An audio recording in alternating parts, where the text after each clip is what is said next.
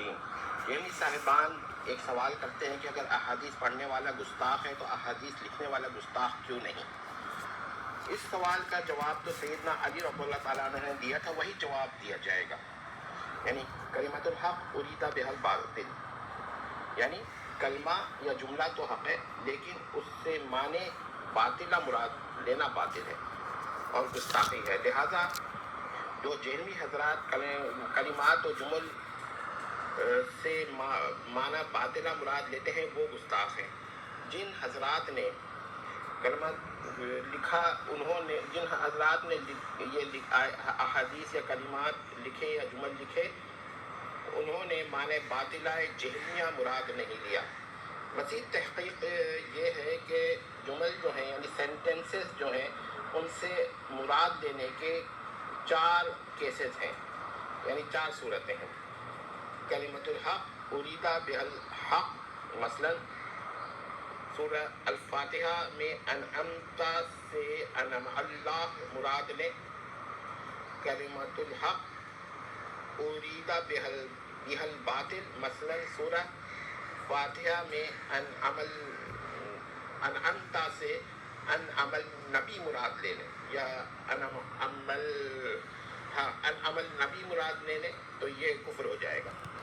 لیکن دیکھیں نا مراد کا فرق سے کیا ہو گیا، یا ان الحکم الی اللہ سے لا حکم الی اللہ مراد لے لیں،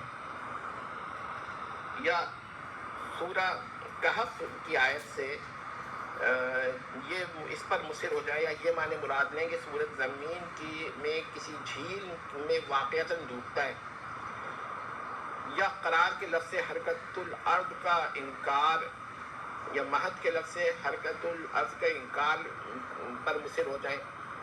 یہ واقعہ یا واقعہ فدق سے آپ یہ مراد لیں سے کوئی جہمی ذہن کا شخص سیدتنا فاطمہ رضی اللہ تعالیٰ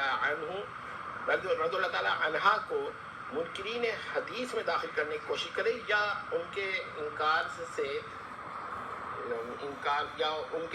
سے جو ہے احادیث کا انکار ثابت کرنا چاہے، یا سمجھ لیں بات کو، الیاذ باللہ تعالیٰ استغفر اللہ۔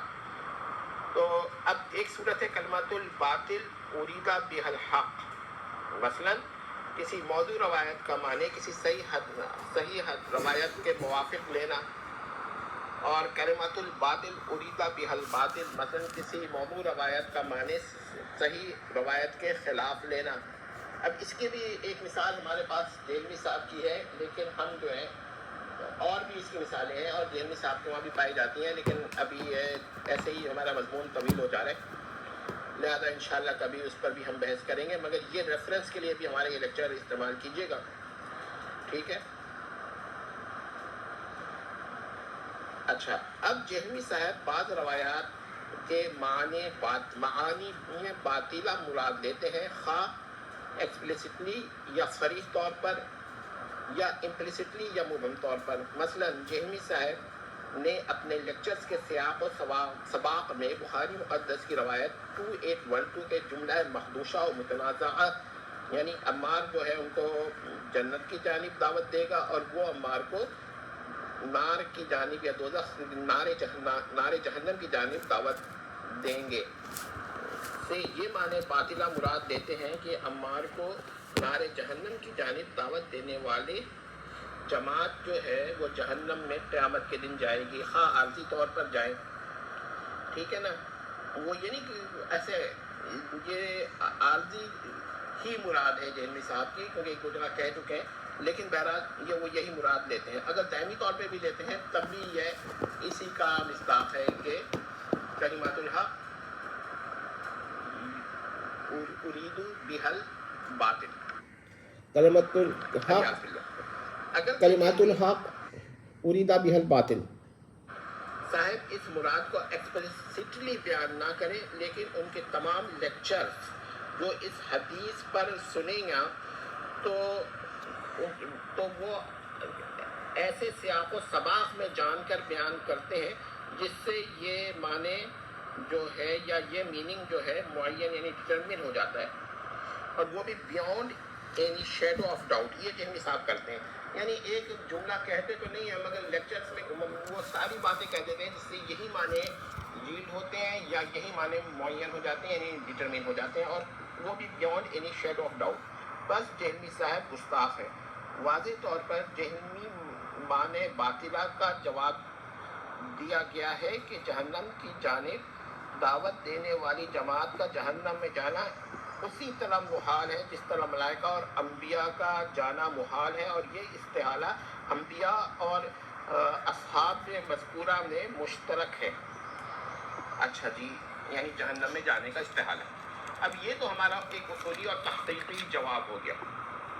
اب میں آپ کو ایک بات اور بھی بتا دوں کہ دیکھیے، بعض جہمی حضرات یہ کہتے ہیں کہ اللہ تعالیٰ جو ہے قیامت کے دن انسان کو منی گاڈ بنا دے گا.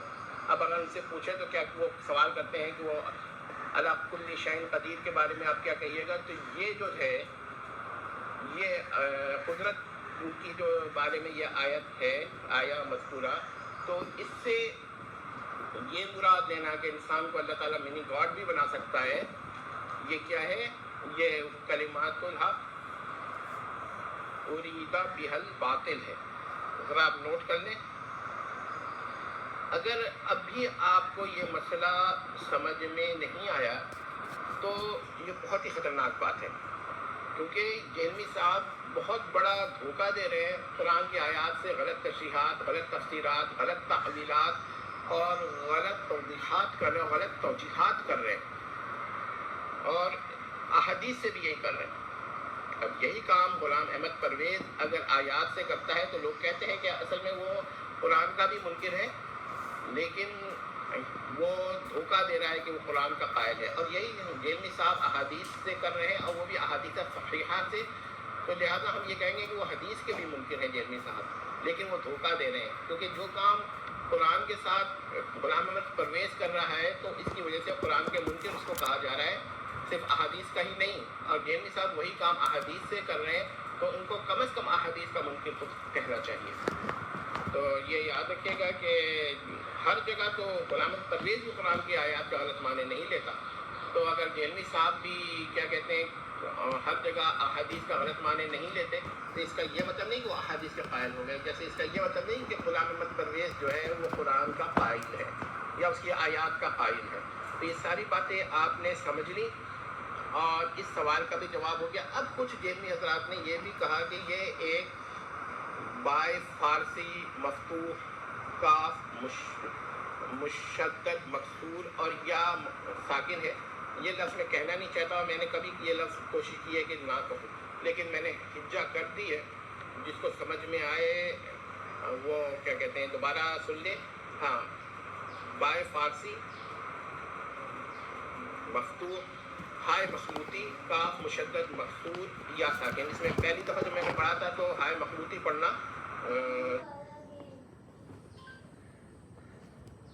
ٹھیک ہے.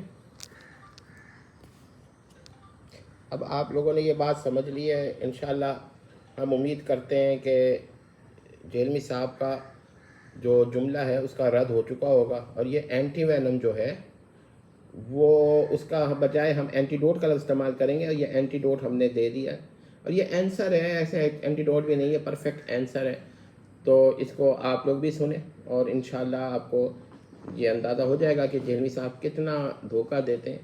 اور جو لوگ کہتے ہیں نا کہ جیلمی صاحب اس کام میں یعنی دھوکہ دینے میں ماہر ہیں، تو میں ان کی تصدیق کرتا ہوں، صرف تائید نہیں کرتا، یعنی کہ صرف ویریفیکیشن نہیں کرتا ہوں، کنفرمیشن کرتا ہوں کہ جیلمی صاحب واقعتاً ایسا فرماتے ہیں. اور یہ بہت افسوس کی بات ہے. بہرحال ان کو افسوس ہو نہ ہو، مسلمانوں کو تو افسوس ہوگا. والسلام تمت.